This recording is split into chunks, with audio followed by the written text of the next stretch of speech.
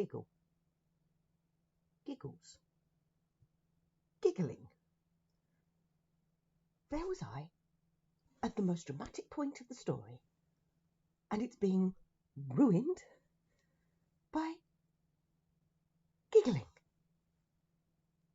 I turned in despair to my audience. "We're not laughing at you, Uncle Symington," Graham and Simon said in unison, as they pointed to where Watkins wore an expression of utter incredulity. "I did not scream." "Didn't you, Watkins?" I smiled archly at my audience. They hooted, as I knew they would, and turned as one to face my driver. Twirling my imaginary moustache, a thing I'd taken to doing in recent months, I raised an eyebrow. "Then what would you say the sound was?" "A squawk, Gov. The old lady took me by surprise, that's all." A thought obviously struck him, and his outrage vanished. He must have thought he caught me out in a falsehood and exaggeration, but I knew what I heard, even if he didn't accept it. It was more than a squawk. I was there, remember? "Besides, Gov, you've forgotten what me and Mrs. Owens was doing when you got back from your look-see." "I have." I shook my head as if to clear it, as I feigned forgetfulness. I knew damn well how that evening panned out, but I admit I was curious to hear Watkins's take on the thing. As one, the children, realising that this was their moment, began their badgering of my driver. "Mr. Watkins!" Amelia's hands, now sticky from purloining and eating her father's fudge, pulled at his trouser leg and got her question in first. "What were you doing?" He stared down at her and smiled, as if her action in ruining his trousers was an everyday occurrence. "I was eating cake, Miss Amelia.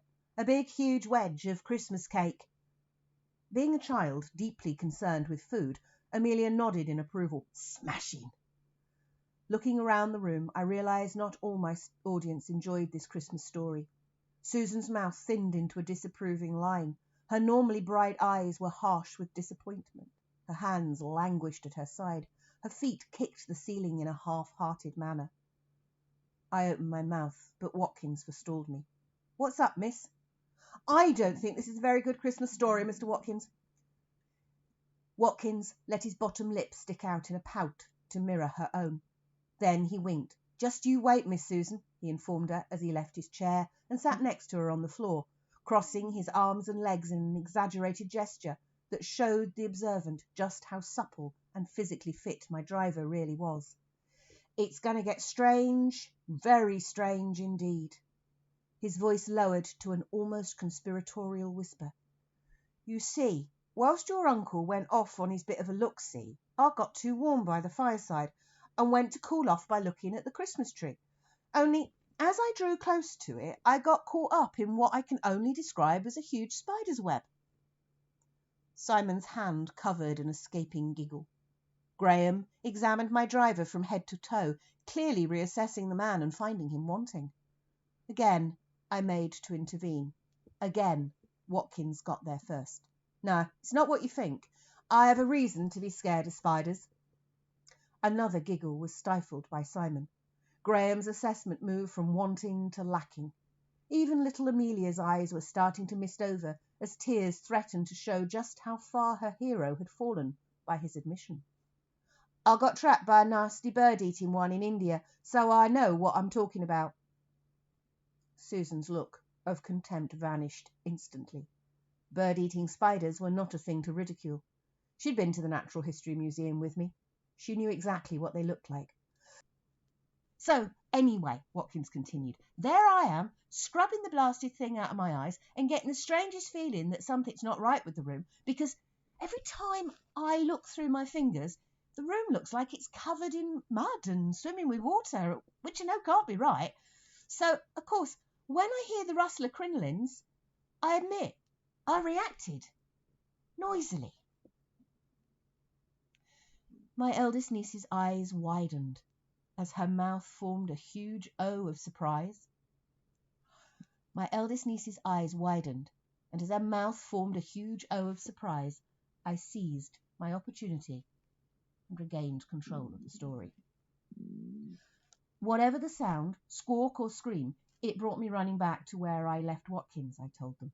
But as I careered into the sitting room, I did not expect to see Watkins conversing with a woman whose age I refused to guess at, a woman no taller than 5 foot, a woman who should have been blown over by the slightest breeze, a woman wearing the cleanest, whitest, laciest mob cap I'd ever seen.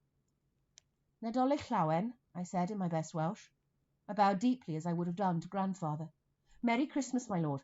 The old woman curtsied her response. Would you like some cake, or do you think it would spoil your dinner? She gave me a worried look. It's not much, probably nothing you're used to, though me and Mr. Owens do like to celebrate Christmas as well as we can. There's goose and game and loads of potatoes and gravy. Mrs. Owens gave the menu the lilt only the Welsh can infuse in those words. It'll be lovely to have company, and I've got the spare bed made up. The worried expression returned. If you don't mind sharing with Mr. Watkins, that is. Worry became hope. Besides, it wouldn't be Christian to throw you out after feeding you, would it? The protest forming that we were creating far too much work for her disappeared from my lips as I caught sight of her hope. So I smiled and took her frail hands in mine. If you don't think we're intruding, Mrs. Owens, not at all. It'd be super. And with that she disappeared in the direction of the kitchen, her crinolines rustling her on her way. Watkins nervously wiped his hands across his eyes and inhaled deeply, grimacing as he did so. You all right, Corporal? His shoulders straightened, and I recognised the gesture from his army days. It was a tell, one he employed just before he lied his way out of trouble. Yes, Gov, why wouldn't I be? I let him have his lie, biting into my piece of cake, relishing its flavours. It had been years since I tasted anything so good, so fruity, so moist. I looked around the room. It seemed tidier than I recalled, then decided that Watkins must have moved some of the papers away, for a rectangular dining table I'd not seen before was already set for the feast to come. Dinner was a marvellous affair, simple and well cooked. It may have lacked Imran's artistry, but the old couple were good trenchermen and knew how to prepare plain fare well. Dry, like all Welsh homes in this region, we washed our meal down with water, a discovery which lifted still further the mood of my sour-faced driver. Mr. Owens, who was as short as his wife, was a true product of the harsh climate. White of hair, wizened of face, and nearly bent double with rheumatism, I estimated he was some 7 to 10 years older than his good lady. He had a ready smile, and it was clear from his conversation that he was an educated man. I went to Manchester, Owens confided as we swapped water for tea. Spent 15 years teaching the boys their letters, but it wasn't for me. Missed these mountains too much to leave permanently. His contentment vanished and his eyes became glassy. They want us to leave now, he continued sadly. Local landlords selling large areas to the water companies. I sipped my tea, unsure how to answer him. The local landlord he referred to was my grandfather. Though I couldn't remember any mention of selling land in his last correspondence, I knew he was not opposed to selling land to developers. He's offered us a lovely new house, with running water and gas lighting, Owens continued. Children want us to take the offer. There's no rent for the first year, and we'll be nearer the town. I sensed the hesitation in his voice. But this is my home, Bacan. I was born in that bed upstairs. My father and mother lived their whole life here. It would kill us both to leave here. He didn't need to say more. I understood completely. There was something about home. It got under your skin, rooted you, no matter what life threw at you. I sensed tears in his voice and changed the subject. Shall we take these through to Watkins? I asked. At the end of the meal, my driver insisted on doing the washing up. His mother, so he said, brought him up to be a helpful boy, but I knew his proficiency with a tea towel had more to do with kitchen punishments earned during his army days than a kind and caring mother. He'd never had one. Owens nodded, stood, and leaning heavily on a stick I'd not previously noticed him use, led his way out of the kitchen. By the time we joined them, the dishes were done and back in their proper place, though I noticed Watkins wore a wrinkled nose upon his face, as though he smelt something distasteful. Yet, before I could quiz him, Mrs. Owens clapped her hands in delight, and on seeing her happiness, Owens kissed his wife, winked, and disappeared towards the larder. He returned in an instant, a cobweb-covered bottle of what I took to be Napoleon's finest, carried precariously by a silver-white, suddenly unsteady hand. It's usually for medicinal purposes. Don't tell the minister, he whispered, and I felt myself hearing a strange sound of water in his voice. Your secret's safe. I took the well-filled glass he offered and noticed that the bottle had disappeared, presumably back to the larder, though I don't remember seeing Owens pour our drinks or take the bottle away. Neither did I remember drinking my brandy or heading to the parlour. I must have done, because I was sitting in front of the glowing flames, toasting my toes until the fire became little more than dying embers. Seeing Watkins smother yet another yawn, I stood. Thank you so much for a fabulous evening and for sharing your Christmas with us, but I fear it's time to toddle up the stairs to Bedfordshire. I bussed Mrs. Owens' cheek and shook her husband's hand warmly. They were both cold, almost icy to the touch, and I hurried Watkins before me like a mother hen. Second door. Privy's outside. I put a pot under the bed, Mrs. Owens called from the parlour as we climbed the stairs, 2 weary travellers we were. Her voice sounded faint, almost like it came from far away and long ago, muffled mysteriously by lapping water. I shook my head disgustedly, for I had no times for such fancies. My bed called, and I went willingly. The room, warm from the gently glowing fire, was welcoming, if a little frayed around the edges. Dark wooden floorboards were shiny from age, while the bed was a thing of childhood, bolsters and eiderdowns piled to almost the ceiling, the stuff of dreams. I sat on the bed and tested the mattress. Perfection in stuffing. I grinned. Watkins sniffed. What's up? I asked. Can't you smell it? His voice held an incredulous tone. Smell what? He stared at me as though I had rocks instead of scorpions in my mind. Mud. The words snapped into existence, bouncing against those that followed as I tried to comprehend his reasoning. Can't you smell it? It's been getting stronger all evening, since we started dinner, in fact. His nose wrinkled in disgust. To humour him, I took a deep sniff, but there was nothing other than coal and cloves, goose and pudding, and the lingering brandy on my breath, which turned to mist as soon as I created them. You have an active imagination, Watkins. Either that, or you're coming down with a fever. Don't die on me till we get to grandfather's, will you? I expected some kind of reply, but Watkins was staring as if through me, seeing beyond into God knows what. Then he rubbed his eyes, wrinkled his nose again, blinked, and began removing his boots and coat, almost like an automaton at the fair. Deciding I was reading too much into things, I shrugged myself out of my coat and waistcoat. I also removed my shoes and socks, hanging said socks over the back of the chair, praying by morning they'd be dry enough to put back on. The carpet felt wet under my feet. Damn, my socks must have been wetter than I thought. Damn, they would still be wet in the morning. I hated putting on soggy socks. Still, needs must when the devil drove. In the distance, the sound of dripping water permeated my senses, a hypnotic, tuneless tone that mesmerised and calmed. Sounds like it's thawing. I yawned. Watkins grunted. Bloody quick, if you ask me, Gov. Would have said that amount of snow is going to be around for a few days yet. Though I'm glad we're heading off in the morning. This smell's really getting to me. Perhaps. I blew out the candle on my side, eternally grateful for that mesmerising, calming, now lapping water that lulled me into a deep and refreshing sleep. So deep was my slumber that I didn't hear the old couple climb the stairs and go to their own chamber. But they must have done, mustn't they? I'd seen no bedroom downstairs. A damp cold woke me from a dreamless sleep. I listened for a while.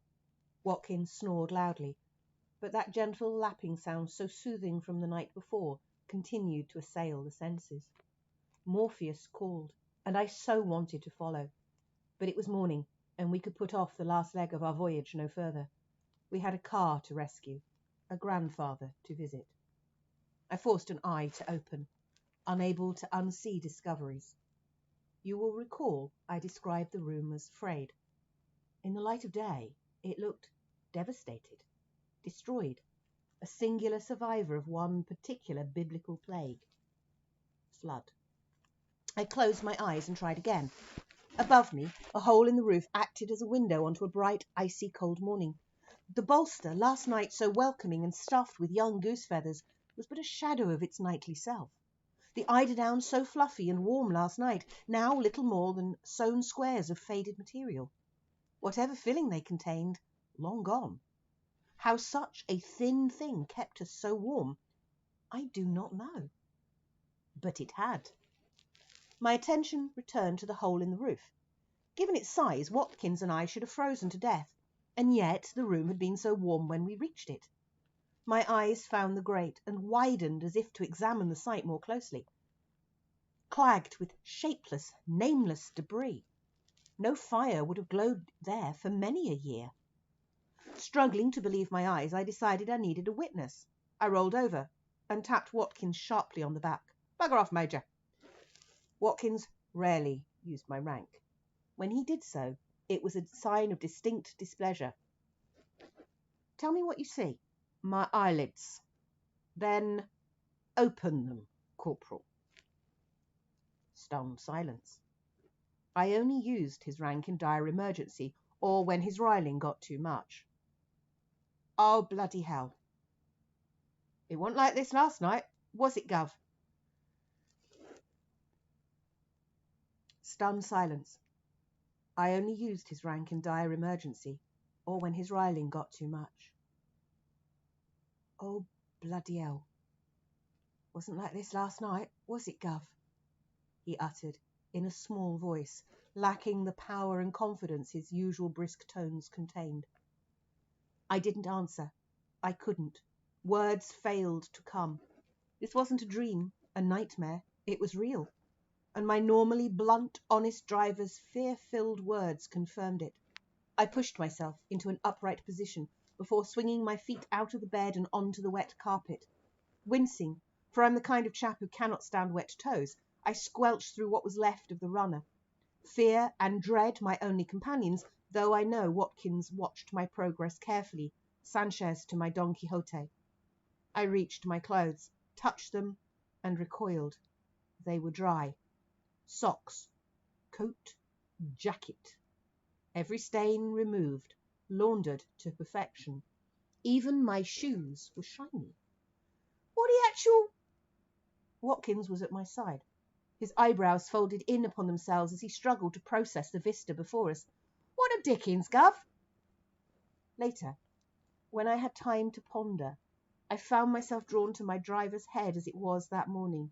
The sudden monobrow, the sleep-tousled hair that went beyond professor and into the realms of philosopher.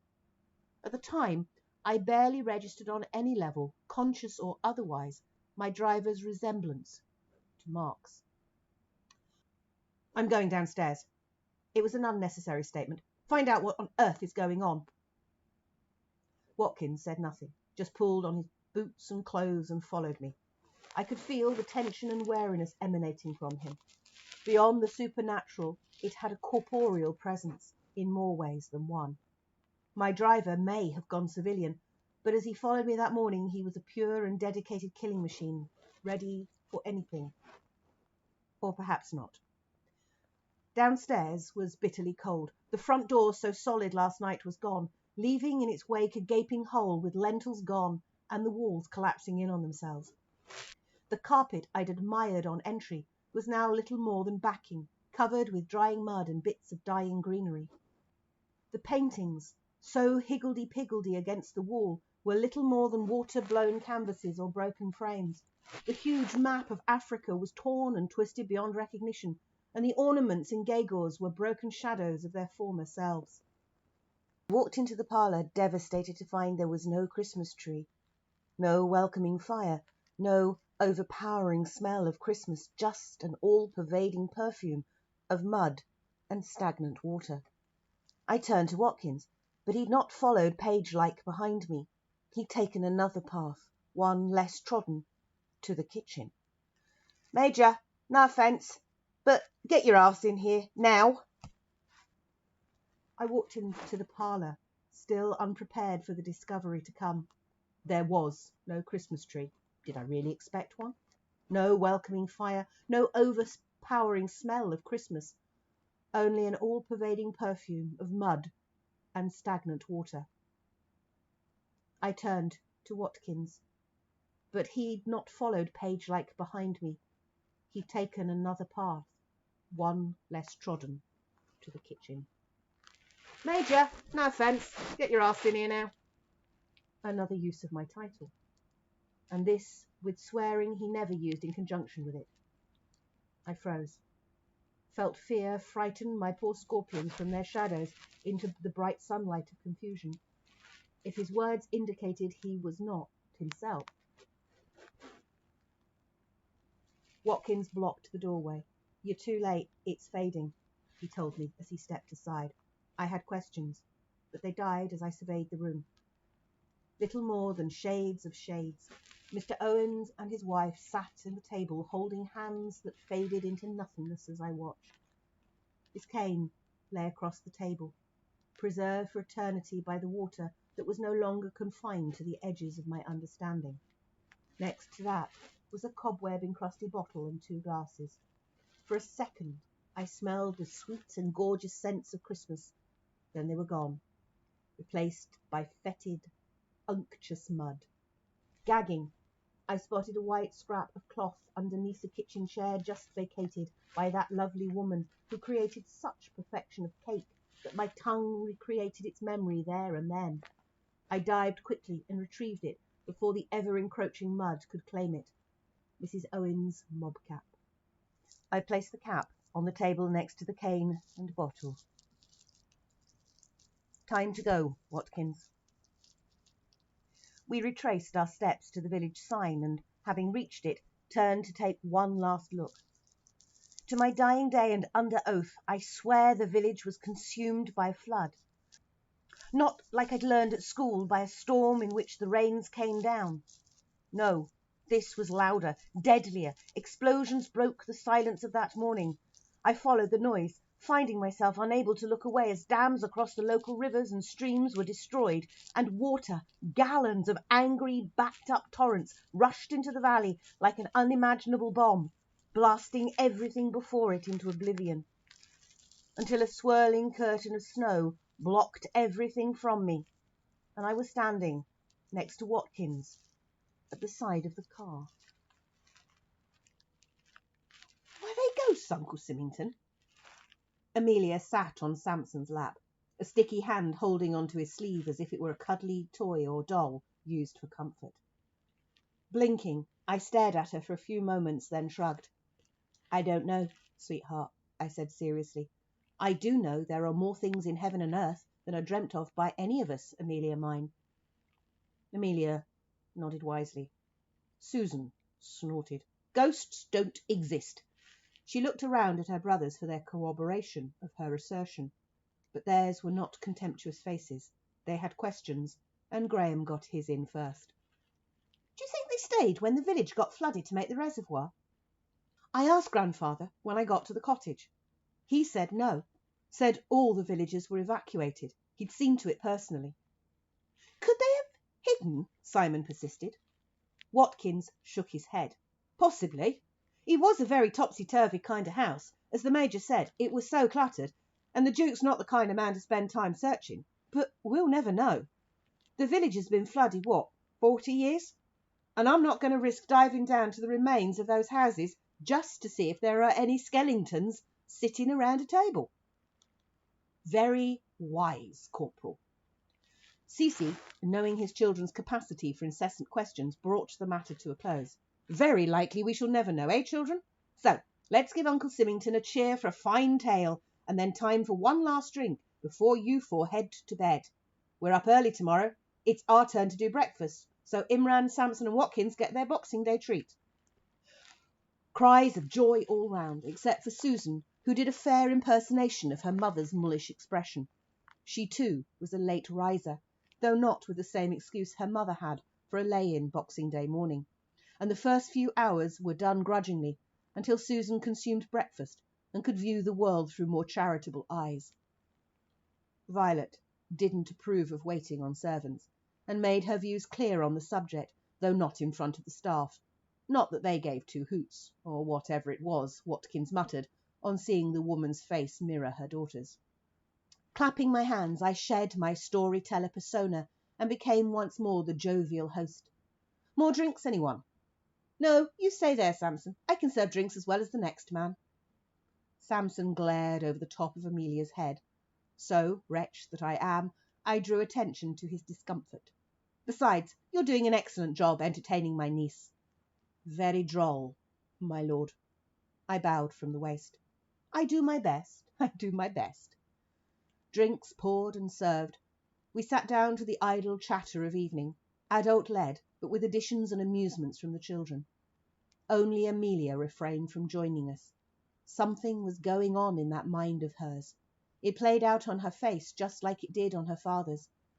I could see her chewing at her bottom lip, and every so often her nose would curl as her bottom lip moved its way across her teeth. Then she nodded decisively and cut across our discussion with all the authority of a bird. They could have been ghosts, Susan. Ghosts like in A Christmas Carol. Susan was having none of it. Don't be so silly. Amelia wasn't dissuaded by it. They could have been. You're knobbed in the head, you are, Susan accused, only to be immediately reprimanded by Violet for using one of Watkins's coarse comments. I struggled with laughter, as did Watkins, who nearly snorted what remained of his beer through his nose. Cece, of course, was the perfect father. Stern of look and back, he supported Violet's chastisement heartily, until you saw the single twitch at the corner of his mouth. Fortunately, Samson came to the child's rescue.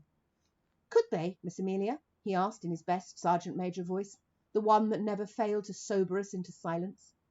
Amelia nodded. Scrooge's ghosts liked Christmas, didn't they? Just like Mr. and Mrs. Owens did. That's why the village was so welcoming. You could be right, miss, Watkins replied. We did feel real safe, and they did rescue us from freezing out in that snowstorm. I grinned my agreement, only to have the expression freeze half formed as my niece continued. But I don't think it'll be welcoming now. Not to Uncle Symington, anyway.